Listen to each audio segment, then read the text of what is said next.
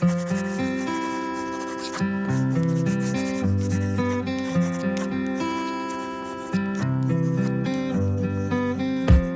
3rd, went to a party.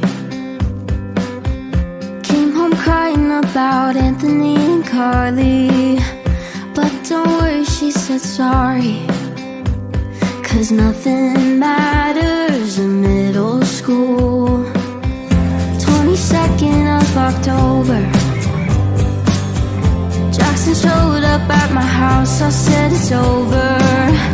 Boys are chaining